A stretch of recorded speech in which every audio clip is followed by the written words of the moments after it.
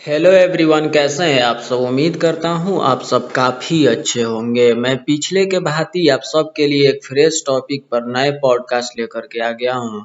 उम्मीद है यह पॉडकास्ट आप सबको काफ़ी पसंद आएगा। तो आइए इस पॉडकास्ट पे हम लोग नज़र डाल लेते हैं।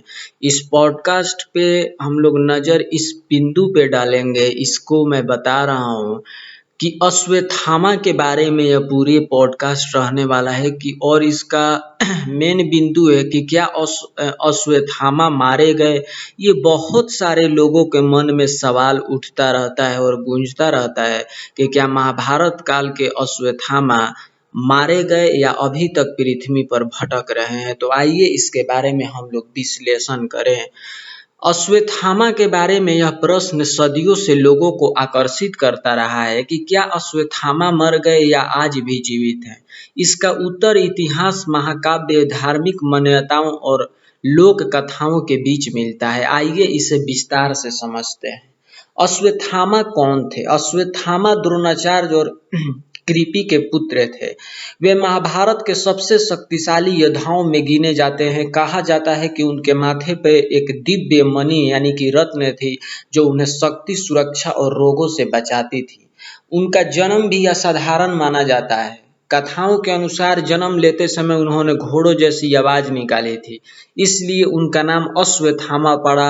अश्व यानी कि घोड़ा।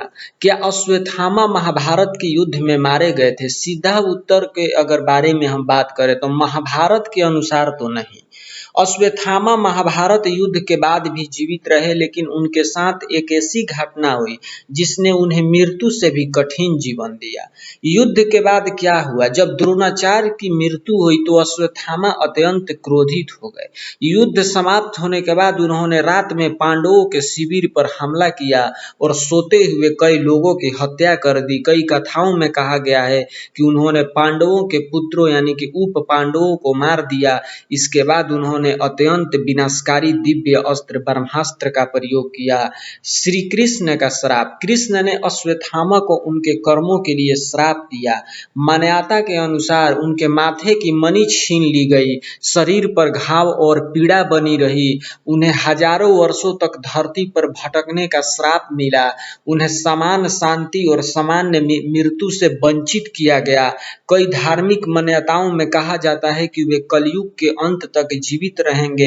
क्या सच में आज भी जीवित है? यहाँ दो दृष्टिकोण है। धार्मिक मान्यता के अगर रूप से हम लोग देखें तो बहुत से लोग मानते हैं कि अश्वत्थामा आज भी जीवित है। भारत में कई स्थानों पर ऐसी लोक कथाएं सुनने को मिलती है कि लोगों ने उन्हें देखा है। उदाहरण के लिए यहाँ पे अगर देखें तो एक फोर्ट से जुड़ी प्रसिद्ध कथा है कि अश्वत्थामा वहां सुबह पूजा करने आते हैं। कुछ लोग दावा करते हैं कि उन्हें एक घायल लंबे कद वाले व्यक्ति को देखा जो रहस्यमय तरीके से गायब हो गया। हालांकि ये लोक कथाएं और धार्मिक विश्वास है। ऐतिहासिक और वैज्ञानिक दृष्टिकोण।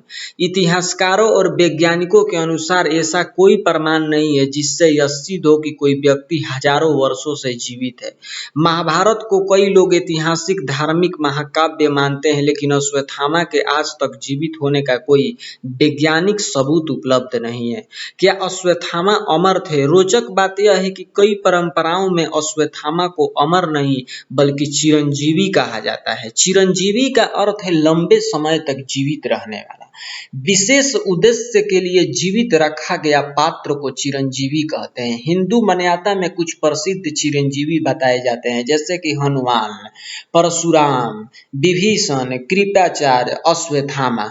अगर धार्मिक मान्यता के आधार पर देखें तो कहा जाता है कि अश्वत्थामा मरे नहीं है और आज भी श्राप के कारण जीवित है, लेकिन यदि ऐतिहासिक और वैज्ञानिक दृष्टिकोण डालें तो इसके समर्थन में कोई ठोस प्रमाण नहीं है, इसलिए इसे आस्था और लोक कथा का विषय माना जाता है। तो उम्मीद है कि अश्वत्थामा मरे या अभी तक जिंदा है, इस पॉडकास्ट के माध्यम से आप लोगों को क्लियरिटी मिल गई होगी। तो मुझे यानी कि संकित सिंह राजपूत को दीजिए इजाजत। नमस्कार। आप अपना और अपने फैमिली का ढेर सारा ख्याल रखिए, और अगर संकित सिंह राजपूत चैनल पर आप नए हैं तो प्लीज इसे सब्सक्राइब कर लीजिए। धन्यवाद।